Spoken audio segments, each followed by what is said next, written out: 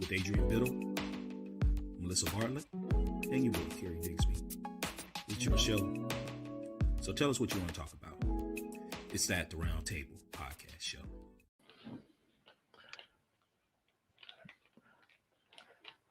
Hey, family.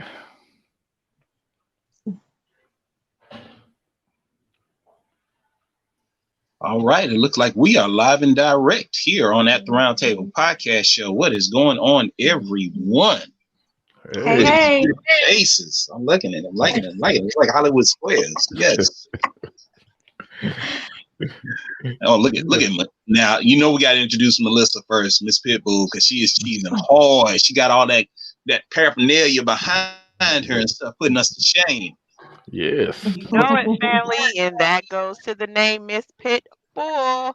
It's your girl Melissa here. I'm so excited. It is Wednesday, and nothing like doing my favorite thing on a Wednesday from one of my favorite places. Family, I'm home in Pittsburgh broadcasting to you. So I am super, super, super excited.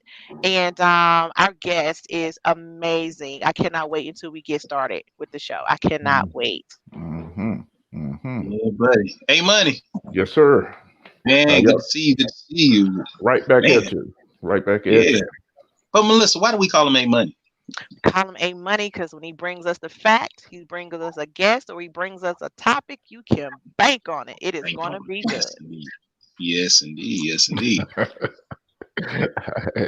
I appreciate that. And like always, as soon as I get that stimulus check, I got a cut for y'all.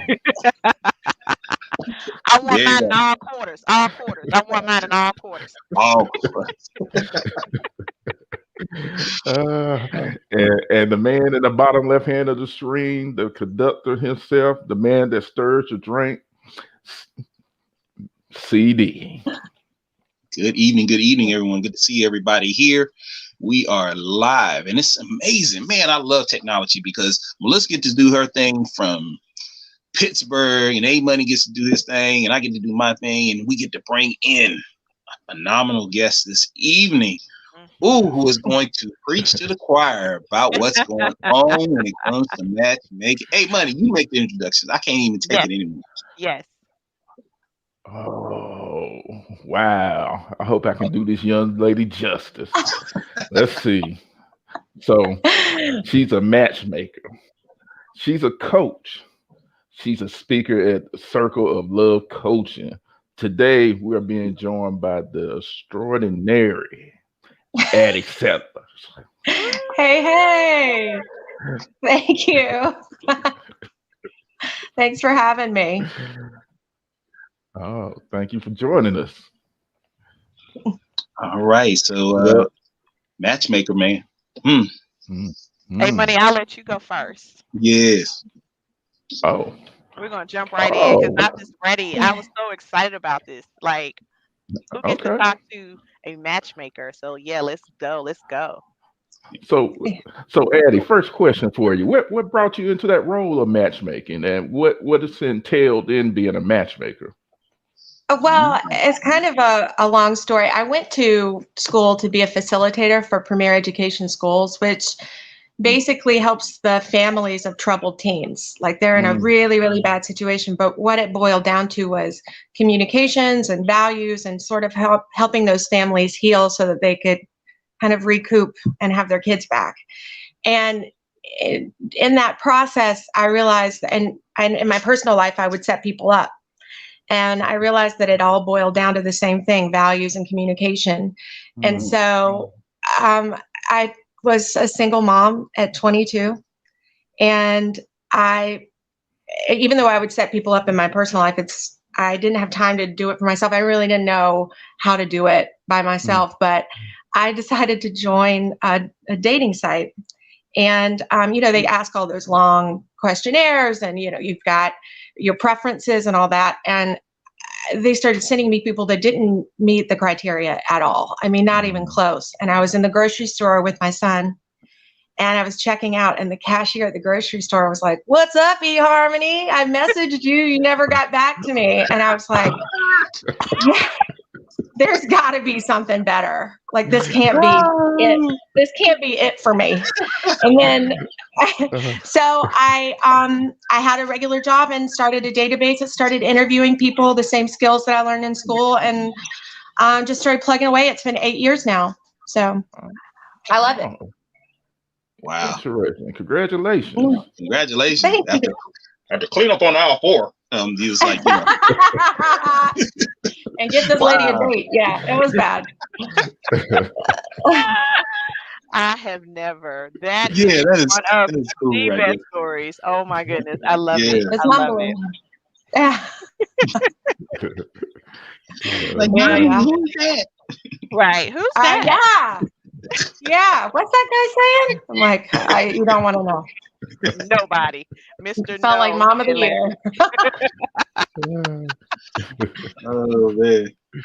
But yeah, basically matchmaking entails interviewing people and just a lot of listening. And then sometimes there's feedback. You get feedback after every date. And I think that's important because sometimes we're doing things that keep us single and not malicious things, not terrible things, just things that, can keep you single.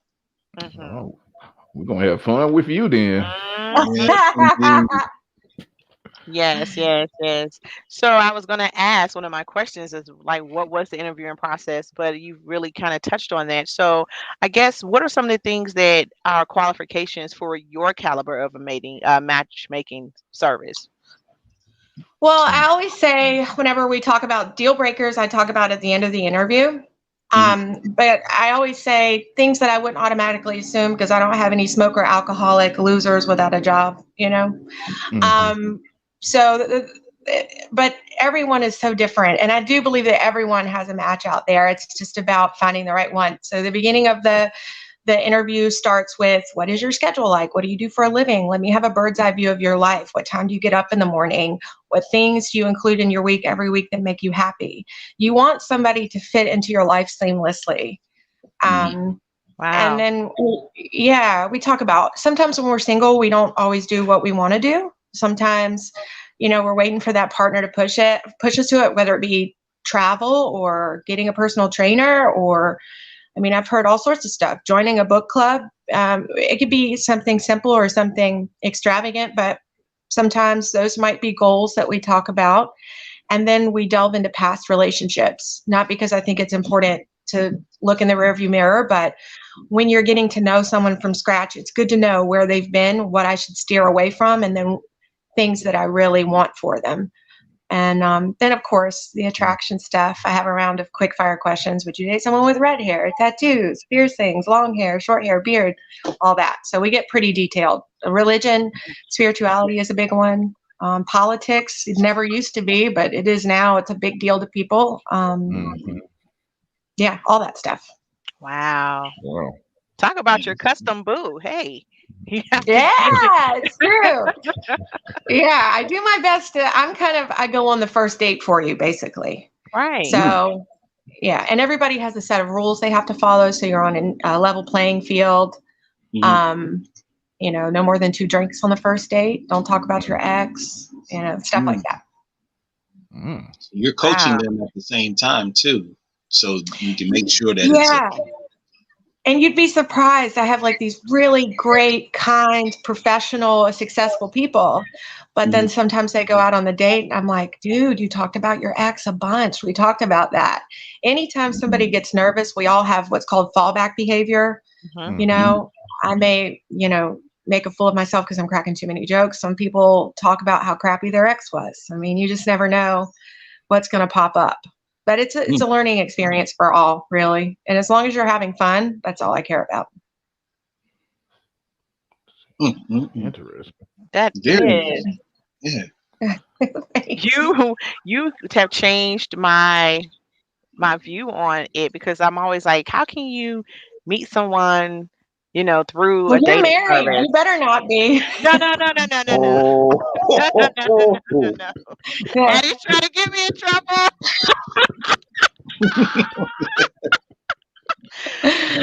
Not like that. I'm just saying as far as because I guess I'm always just like looking at what and how. There's a lot of people out here that aren't in love or are not in a relationship.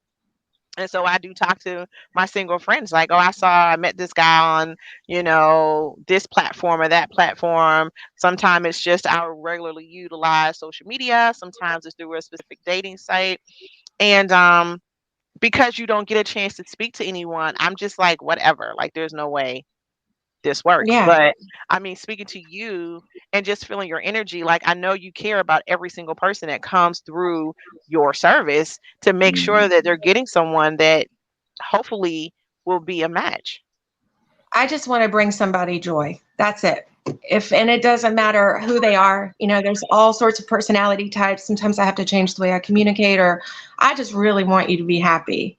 And that's my goal. So if I can do that, then I'm good to go. Wow. Adrian is up there. Yeah, he's thinking. He's thinking, Addie, when he starts going, he's thinking. Ooh la la. Taking it all in. I'm taking it all in.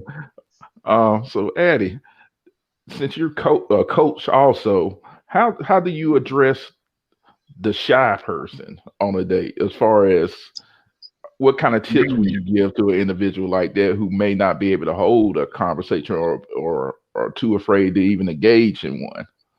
So a lot of times I don't know until after they've had their first date.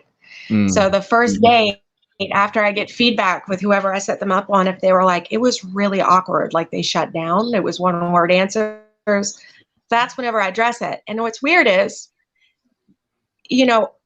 like say you're on a dating site and you go out on a date and then you don't hear back from that person again.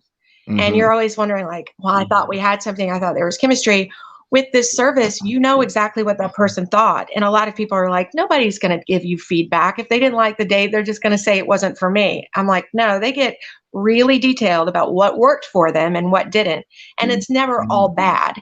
But I make sure that that person gets that feedback so that they have something to work with the next time. As long as they know that, hey, they thought you were great. These are just things, but a lot of times they're open to a second date. I always say the goal on the first date is not to, verbally vomit all over someone and tell them all about your history and like, well, I want to get it out of the way. So if they like me for me, that's not, please don't, not on the first date. Your goal is to create chemistry.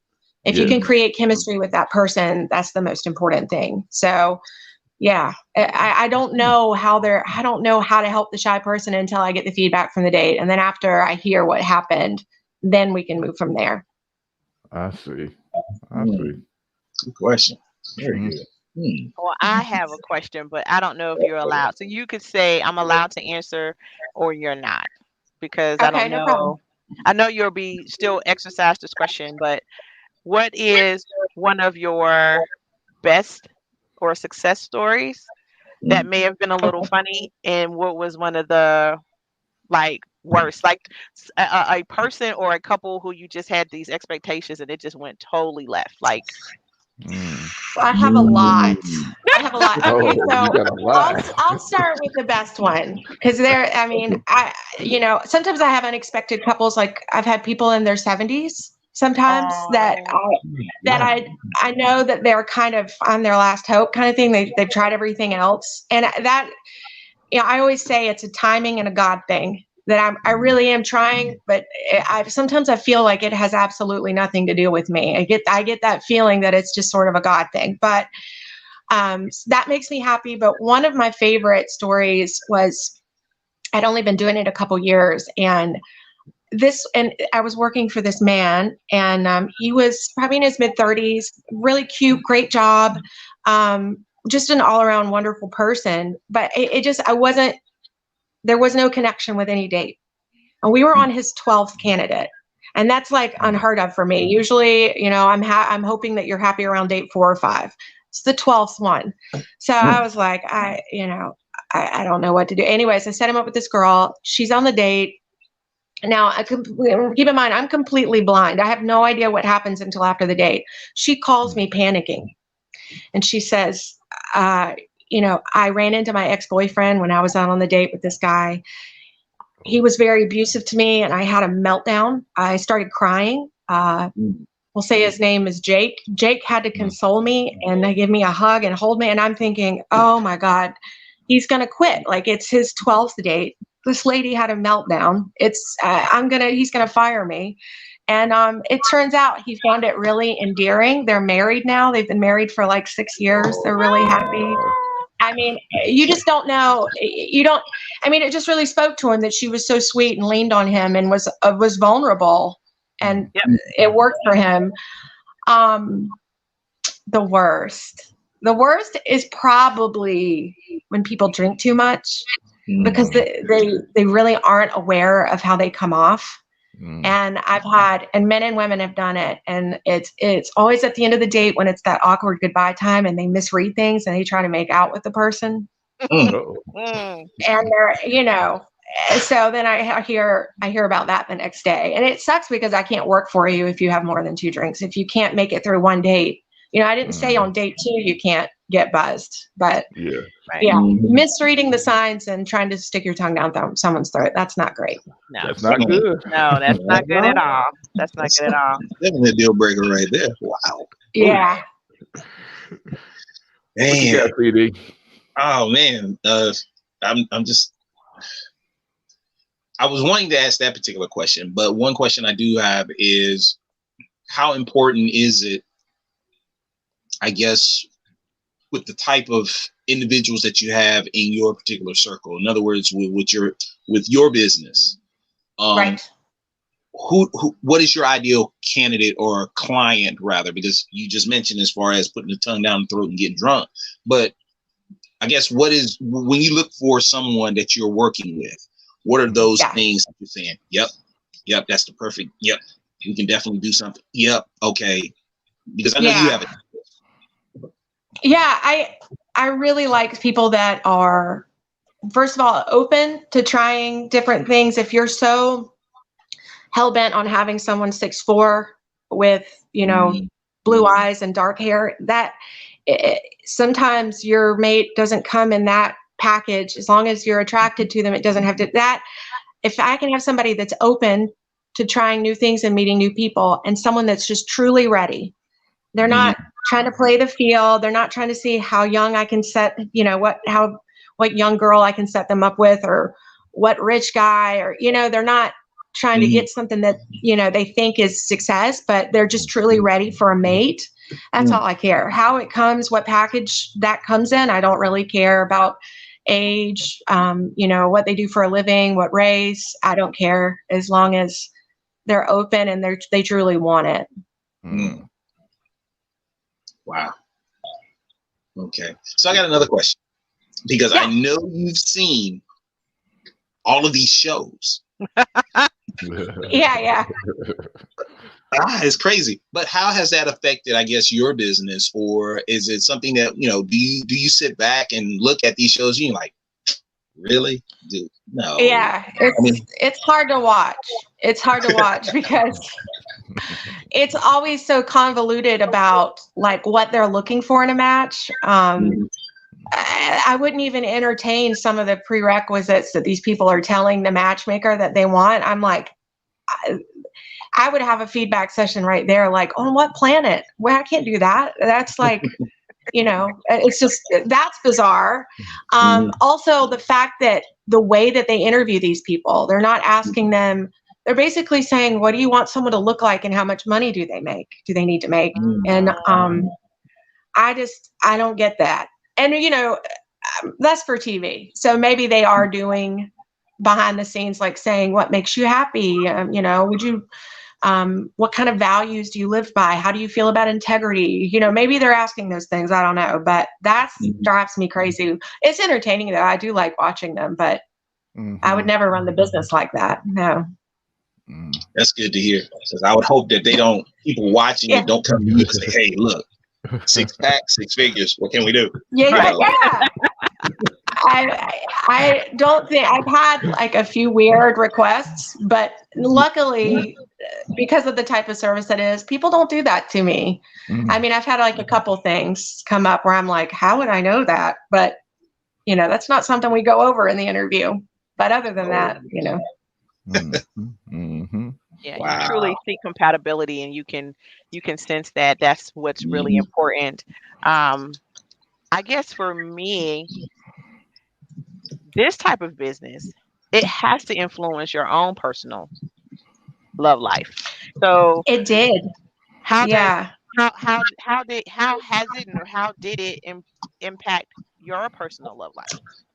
So I was with someone for nearly 8 years, and I had a therapist that worked for me. And, because I'm not a doctor, and if someone is really struggling, I like to be able to give them another resource. Mhm. And whenever I would hear this advice and hear these issues that these people would have, I realized that it was happening in my own personal life. And that Mhm. I think if I didn't have this job, I would still be with him. But I know you're like, well, great, my matchmaker's single. But it was such a blessing to have this job and to have the resources that I have, because I think I would probably still be with him. And so I think I empathize with people that are in those 20-year relationships, 20-year marriages, and they're like, I don't know why I waited. Because it is scary dating. It is so hard being single, but it's better than not being happy or unhealthy, Mhm. So that's True. how it's impacted my life. But yeah. True. So I think that what Wow. you just said, when I tell you, it has just resonated, because it is it's okay to be happy and healthy Yeah. and single, Yeah. and versus being with someone for appearances, Mhm. um because of Yeah. longevity, or you've been with them, like you said, for 20 years, and you're not happy. You don't know how many of my girlfriends and guy friends that finally broke, they snipped a cord, and like their skin is brighter, they lost weight. And Yeah. I'm like, wow, what are you doing? They're like, I lost 215 pounds, or I lost 100 and whatever pounds. And I'm like, huh? And they're like, yeah, I'm no longer with so and so, and I'm like, oh, okay, I get it. Yeah. I It was definitely, really, if I was single and I heard that story, and I would definitely run to your service, well, because you're say honest.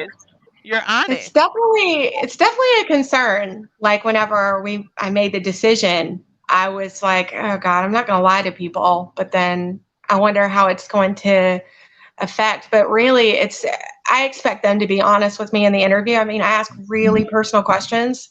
They bare their souls. I think it's the least I can do. And I really appreciate having this job, because like I said, I may have still been with him, it's sad, but maybe.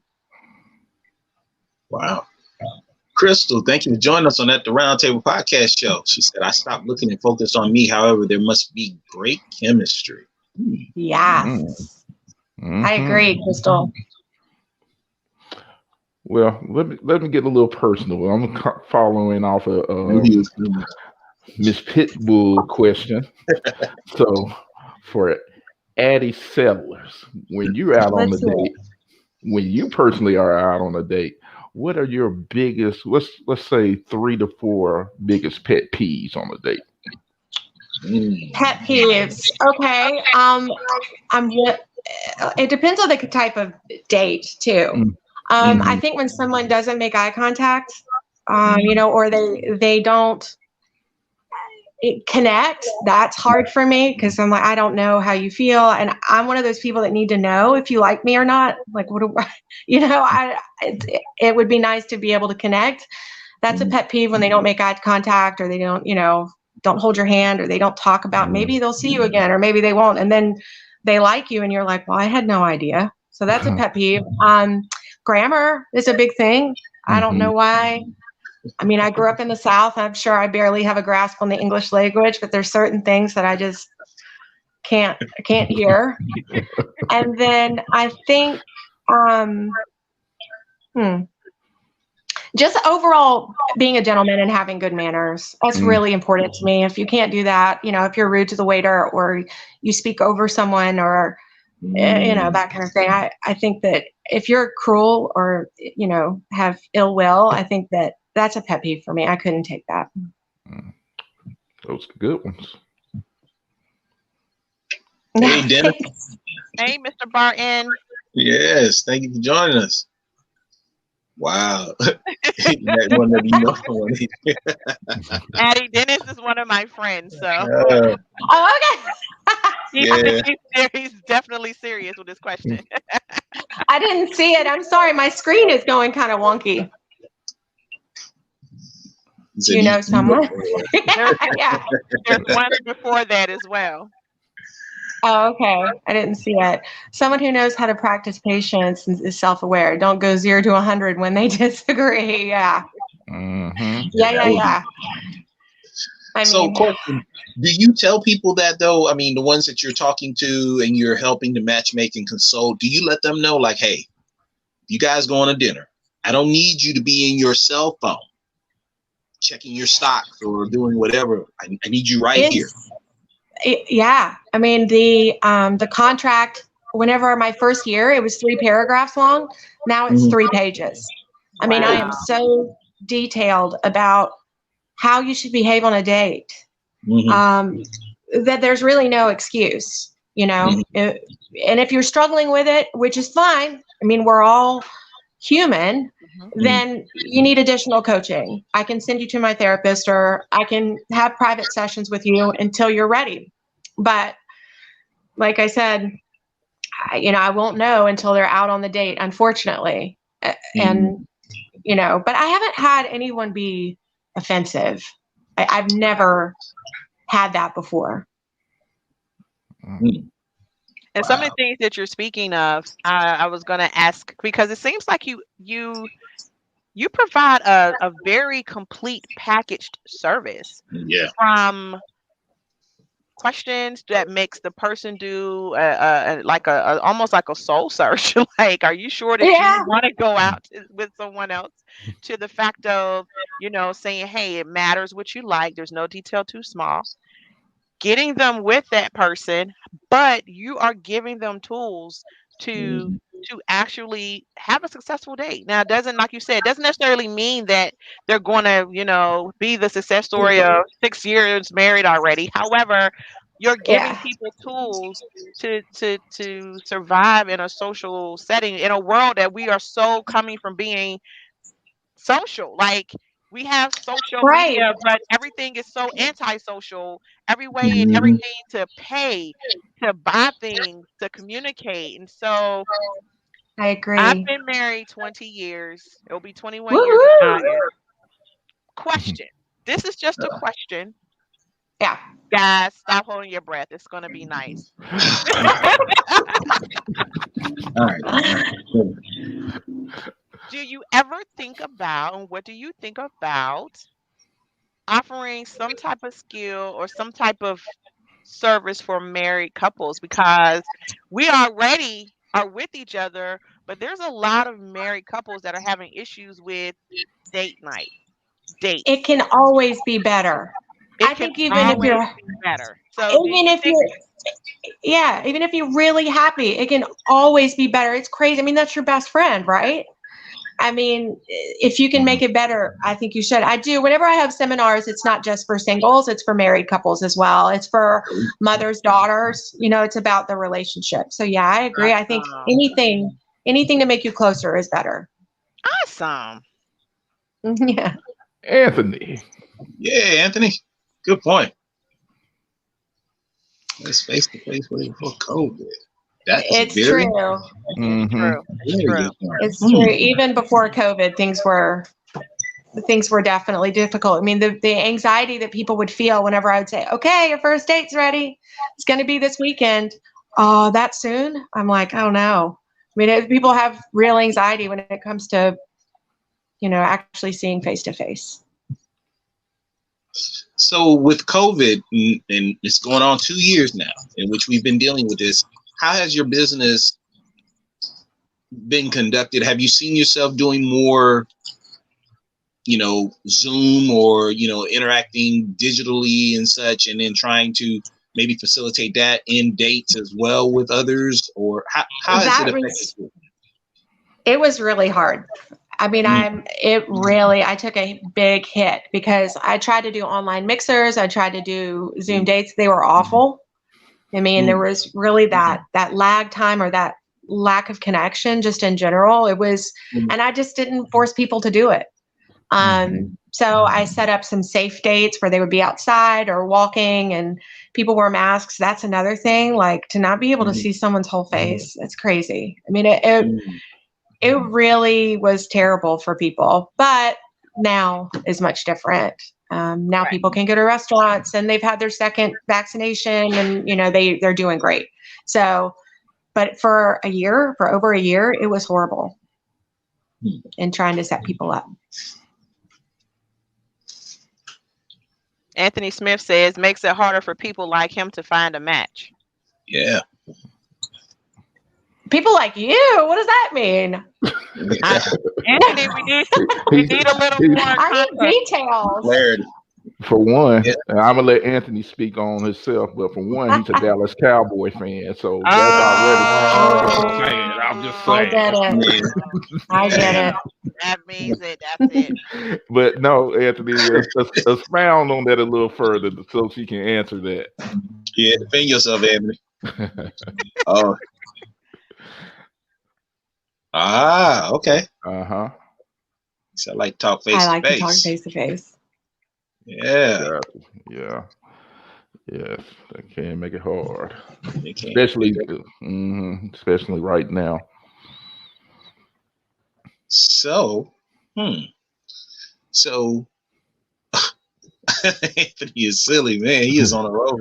He said, "That hurt, Adrian." Hey, I know I got it coming too, Anthony. So I had to get mine in before you. But like Addie said, there is someone for someone out there. So there's the potential in which there is a Dallas Cowboy fan that is looking for Anthony Smith. There he is. This is true. This is true. You are absolutely right about it that. Is. Anthony. Yeah. That goes a long way. Yes, it certainly does go a long way. Oh, I think we got. Yep, I think Addie just dropped. She'll come back. She'll definitely come back. So I'm really curious in her with the marriage similar, because when you think about a matchmaker, you think about someone single who's helping you find your match and find your mate. But even being married and being with a mate for so many years, we as people are never the same. We're not the same. You're not the same person that courted me, that chased me, that was young and had fun and did this and the other. We've changed. And so even with that, I think sometimes, someone like Addie can still help you communicate those changes to your mate, because you sometimes a lot of that happens where you're 19, 20, 21 years, and then the people are like, peace, I'm out. Because you don't have that continual communication of who this person is. And so I've matched you matched me because of my changes. Exactly. And I know Charlie, if she was here, she would be talking about that love language as well, because that changes over the years, and sometimes you got to kind of reemphasize that type of language. What we used to talk about when we were younger, being the young guys and young girls that we were, that vernacular was totally different. Correct. That swagger was, Correct. Now, and I think, oh my goodness, can you imagine? And I think that's what Addie's coming from too, as far as like grammar. It's like you don't have to be proper and correct, but you should have a dialogue, a dialect, something to be on the level that I am. I think that speaks volumes to your communication style. And the key thing about that too, that I sign off on, that you mentioned earlier, just your politeness, your manners and everything, how you treat that individual, how you treat other individuals goes a long way too, and actually promoting yourself to try to get in the good graces or attract somebody who's looking for that. Correct. Very true. Very true. Oh, Dennis just said that. That's dope right there, Dennis. That's where patience comes in. A partner has to understand both of you evolve and change over the years, but continue to work on the bond. Yes. Yes. Yes, So true. absolutely. You can't So set it true. like a crock pot and forget it. It takes work, but what do I know? I'm single. Hey, bro, Hey, you you know said a crock lot. pot. You know. You wise. You said crock That's pot. it. Come on That's now. right. You know. Shoot. Sit it You up there know and leave exactly it. what it is. It's right. That's it. And I love what Addie said. She said it can always be better. She said even when you're happy, you can always be better. And I think sometimes people in relationships lose sight of that. Is that you know, to me, I feel that you should always reach to be better than you were yesterday Absolutely. Good point. on a I like personal that. level and in a relationship level. If you had a great day with your partner yesterday, you should want to be better tomorrow. And it's so easy to get settled and used to being around that individual. And you definitely have to take time. Whatever you put in to actually get her, you still have to invest that time to keep her and make her happy. What? Say that one more time, sir. Sorry. What Say was it that? again one more time, A Money. Go ahead. Say that one more time. Drop that knowledge one more time. I said, whatever you use to do in order to get the young lady or gentleman, you still have to invest in doing the same thing to keep them and make them happy. Mm, Mm. mm, mm, mm, mm. All You right. think Miss Sellers is coming back? I hope so, because she was dropping some knowledge, Hmm. especially her perception as far as everyone having a potential mate out there. I think that's very important. So many times people, they either settle or they don't settle. They just by themselves, and before you know it, you got a house full of cats and you knitting sweaters every day. Okay. There's got to be something and somebody for everybody to have that happiness and that love, I think. It is. It is. Yeah. And then sometimes you do have to.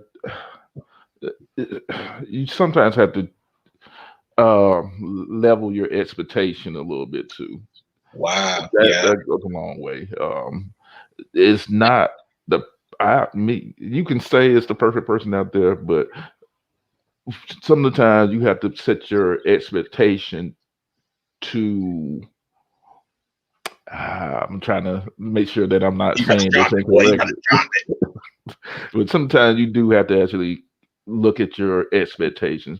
A lot of, for example, um, I will hear and still do some ladies looking for a certain type of man, Mhm.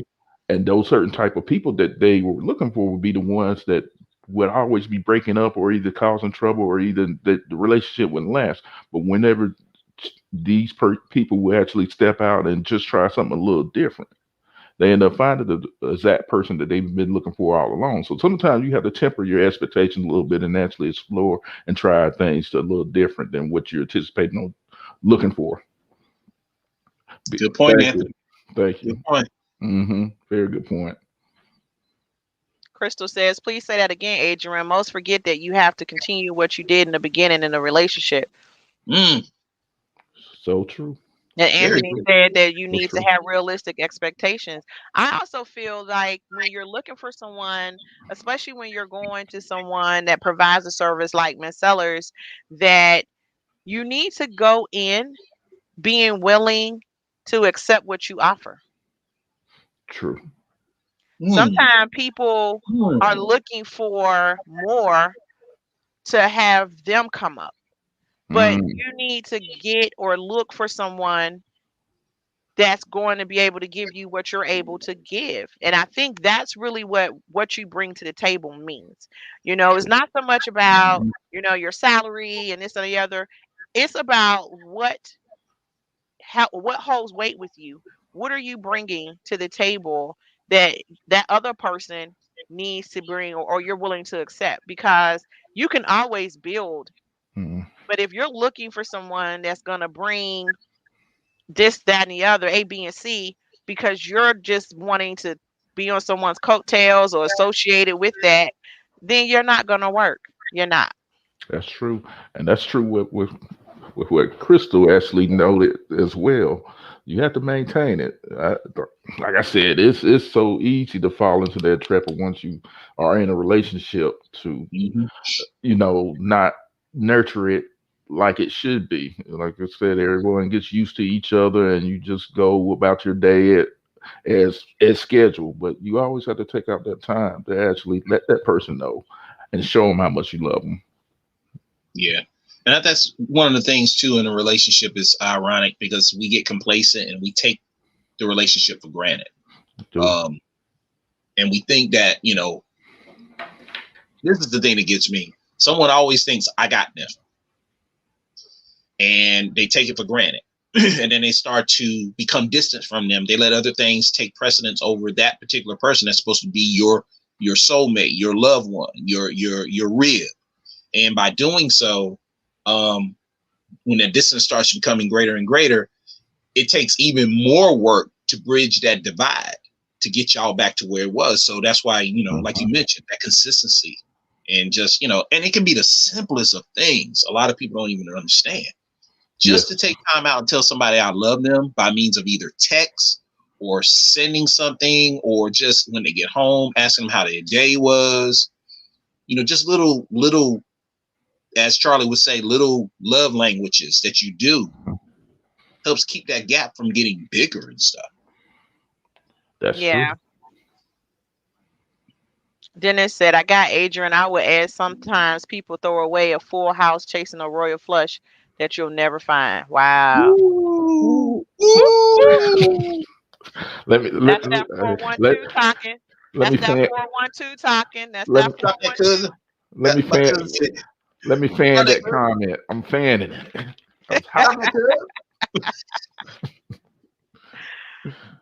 Crystal said, Mr. Barton, you are 100% correct. Mm-hmm. Oh, man. Boy, he dropped that. Yes, he did. Also communicate. Key word, communicate. Man. Capital letters. Yes.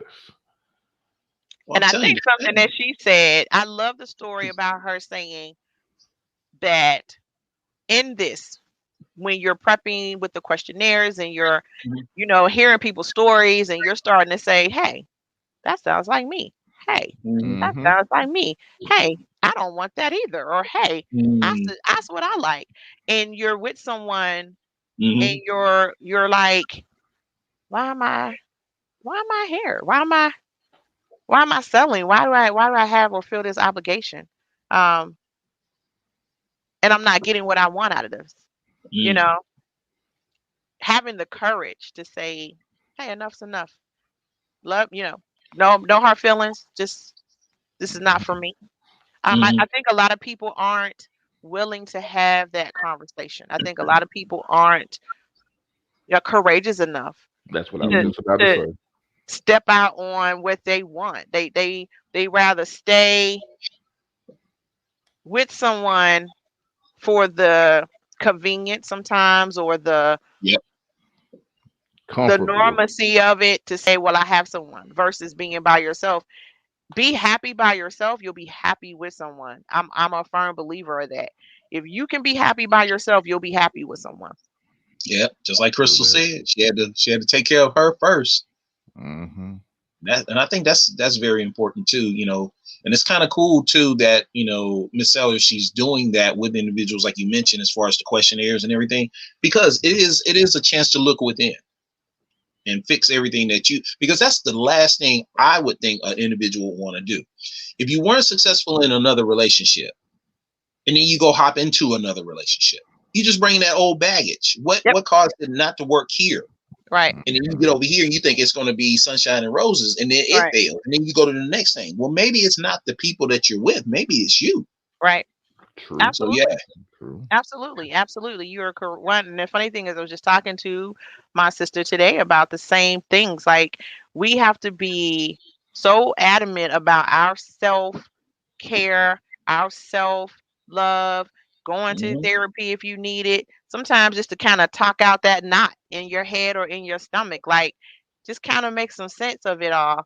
And then you can be with someone else and create that opportunity of a possible relationship, a beautiful, a healthy relationship. And we have been, it's funny that single people and some people that's been in relationships for a while expect toxicity and dysfunction, but they Mm, don't expect healthy. mm. Deep. Wow. Anthony, thank you for sharing that, man. Yeah. Took 2 years to get out of a relationship that wasn't working.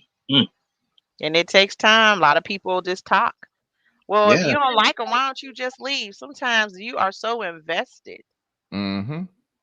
It takes a minute, to free yourself from that. But you know what? Here's the thing, though, because, it is an investment. It is an investment. But the same way we invest in stocks and the same way we invest time in a job and such, we need to be able to understand that we can invest what we've invested in a relationship is not working. You still got time to pull out. You still got time to grab whatever funds that you've accumulated, and then you can invest into something else that's going to give you a higher yield. Man, I remember talking to a friend of mine some time ago, and they were questioning as far as a relationship that they had been in for quite some time.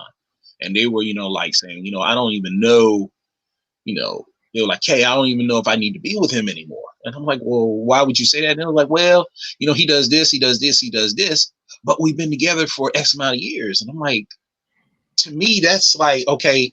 And I'm not trying to tell people to break up right now. I'm just saying, but it's one of those things in which if you really look at the relationship and such, why you get complacent and you're still sitting in something you really don't want to be in, you're missing the blessing that is out there that he has for you. True. So it's just one of those things, I always say, you can always, I like what Melissa said. Each day you can do better. That's amazing to me. And if it means doing better by yourself, hey, sometimes you have to. Do better by yourself. I mean, I feel like people who've been in relationships a long time, but they're not happy. I tell them, think about your favorite pair of slippers or your favorite pair of socks. Anything that you have a long time is worn. So it's worn to the point that all it does is bring you comfort, but it's really not something that you're going to wear outside the house or something that you would even offer someone else. It's purely for your comfort. When you're in long-term relationships, you're comfortable. But if it's not bringing you anything else, it's time to hit the bricks. I'm not saying and promoting to wake up, but I'm just saying, trust me, men and women, there are a lot of people out there that are like, if I make that first step, and you don't want to admit it, but you feel just like the man or the woman that's being abused, and people be like, why didn't they leave? Why didn't they? I would have just left. You're in the same predicament. You have to make that first step. That's true. Very true. And very, very true. And that's the same too in regards to a relationship. If you're in a relationship that is a very loving relationship, don't settle. Don't think that it's always going to be just like this. I remember years ago, when my wife and I, we were able to take time off and go to California, and that is something we had never done. And then even before that, the ability to go and take her to New York, to my home, where we hung it and did. I mean, it was just so amazing. And to me, it needed to be done because we had gotten so comfortable. You got kids, and then you're raising them, you're running around, you're doing the games, you're doing the school stuff, you're doing everything and stuff. And then slowly but surely, you're losing that identity, you're losing that spark that you both had. So to be able to do that and see her in a different light, and her see me back home or us in California, it's like a brand new place, something we ain't never done before, but we're in it together. We're doing it. I think that's very helpful when it comes to relationships, That's it. To drop everything and say, you know what, we're going to do something we've never done before. It's going to be an experience. And like I always pick up my wife about it, and I say, you know what, it's another adventure with Renee Dixby. And she'll look at me and laugh. But I'm serious, because it's another thing that we get to share together that we may never have done before, something that's going to be off the wall, something we could talk about later on and we can laugh about and share with the kids. And they're like, y'all did what? Really? And be like, I think that's important in relationships. And I know, talking to y'all too, You guys been in it to win it for a long time as well. What have y'all done that have been similar to that to keep the relationship churning? Hey, money thinking. He's like, Hey, I mean, I try to come up with creative ways, and sometimes I just stop and just think of the most simplest things. Just a lot of the things that she like. Just for instance, I was out about 2 or 3 days ago, and I came across some pretty bouquets, and I noticed that she's a big fan of flowers and everything. Walked back in, surprised her. I mean, you couldn't pay for a smile like that. Could not pay for a smile like that. And sometimes it's just the little simple things that actually helps, keep everything going and bring joy into the relationship. all right. You waiting for me? Oh yeah. I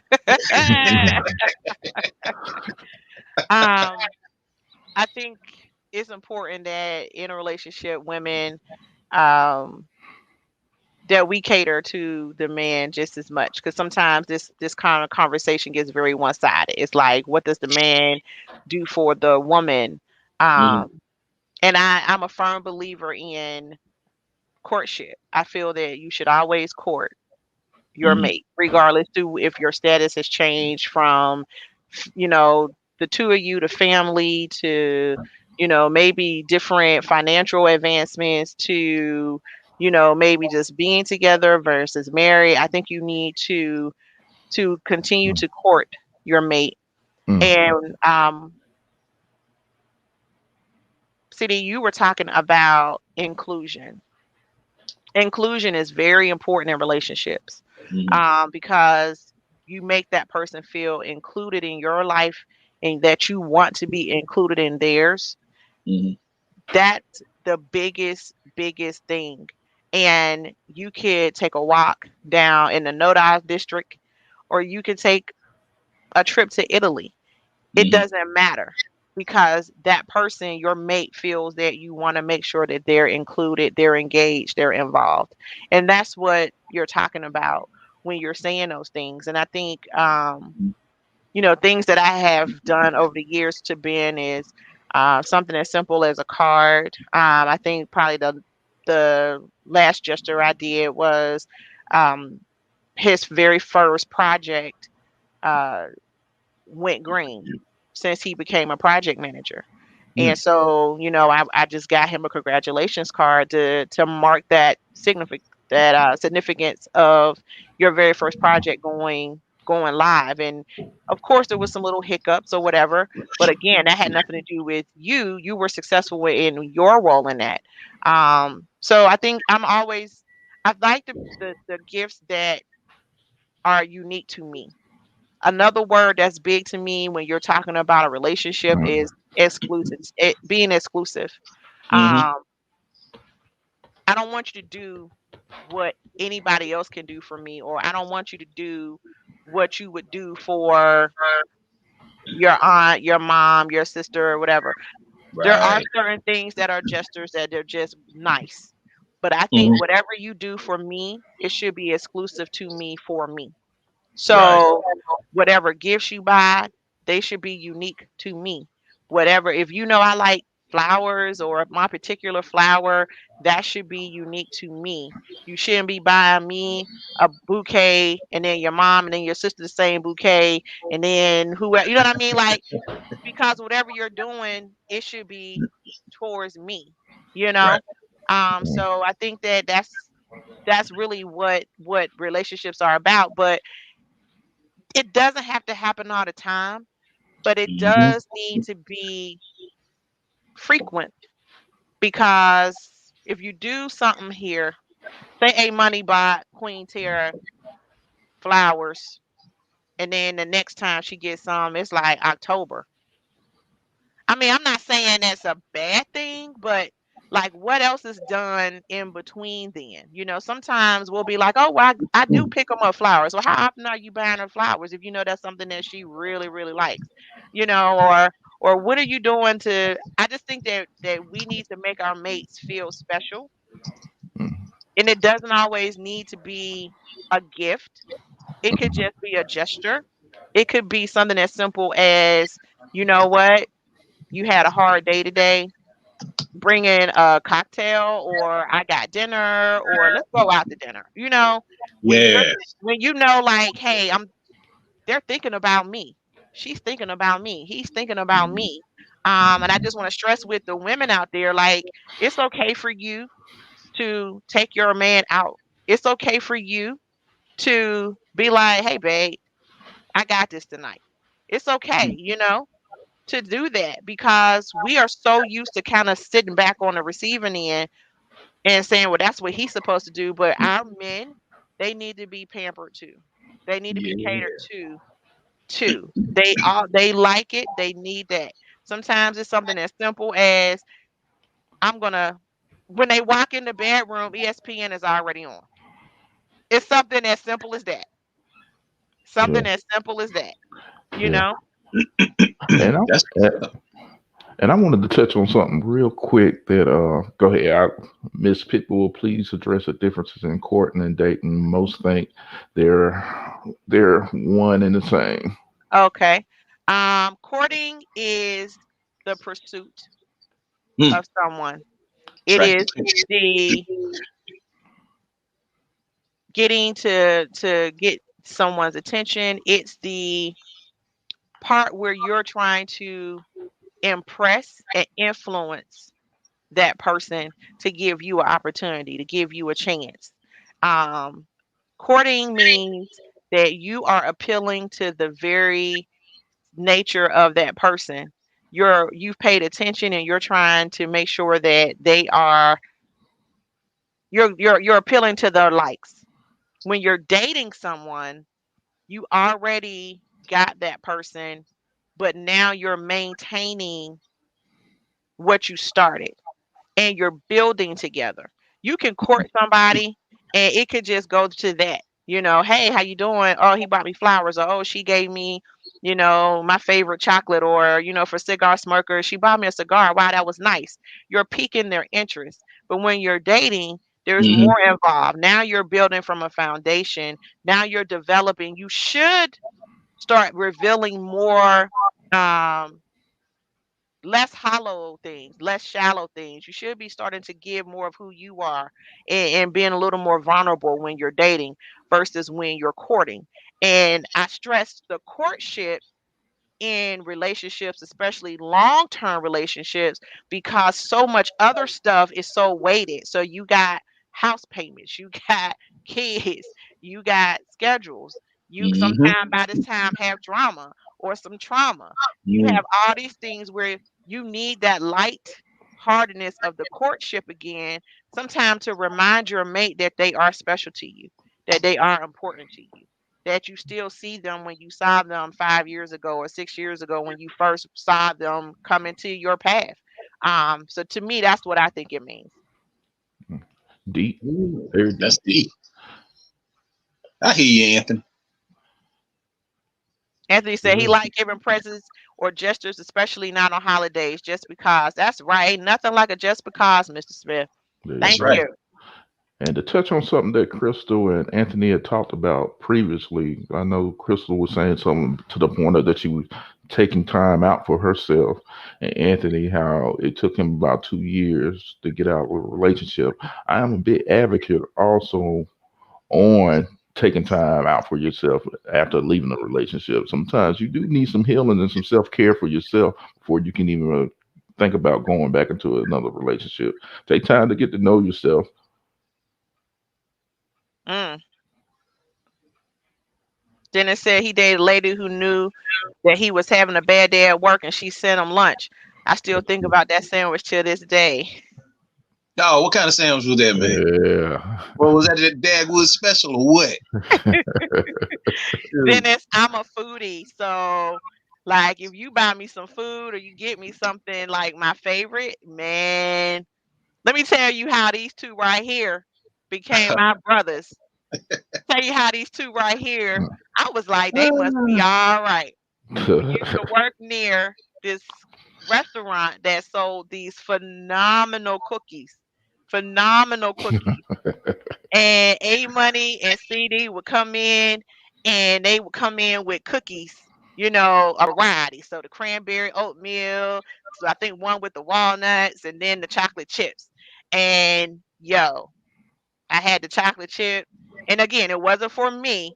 They brought them in like, every once in a while for our team because we were just like a real small group of people working at the time. And I was like, they must be all right. They must be okay because I get chocolate chip cookies from these two. This is nice. So I'm a foodie. Food is, if you want to get to my heart, I'm truly that person where you give me something to eat. I'm good. I'm good. Mhm. Man, that's what's up. Oh, we'll have to hey, next time I guess we get together, man. Gotta get them chocolate chips ready. Had to On get them deck. again. Had to get them Gotta get on again. deck. What's this? Yes. I tell you what, y'all bring the chocolate chip cookies, and I bring what did I make y'all really like? I can forget. I can't remember what it was. Oh, the spinach dip. I'll bring the spinach dip.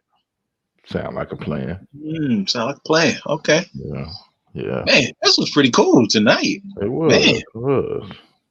We'll have to get Miss Sellers back on because I know she had a lot going on. Yep. Had more to offer, but I think it was great just what she was able to share. Family, we will have her contact information, how to reach her in the comments of this show, of this post. And if you're interested or you know someone who is interested in possibly being matched, give her a call and see what she could do. We would love to hear your testimony if it actually works out. Yes. So you can check her out or Google her at Circle of Love Coaching. You can Google that and it'll pull up her website if you're interested in using her services. So we Okay. definitely appreciate Addie Sellers joining us earlier today. There you go. Circleoflovecoaching.com. Because I want Yes, to go to the things that she like when she's just addressing relationships. I think one of those seminars would be awesome. Yeah. And like she said, it's not just for single couples, and mothers, and married couples, and everything. I think she has a lot to bring to the table, and I think she was very informative. It was real cool to have her. Yes, it was. Definitely. Thank you, A-Money. Once again, nice guest. Yeah, I know how we do, man. To get the people, hey, we let the people speak when they want to talk. We give them the platform to do it. Man, that's what's up. The People's Podcast, y'all.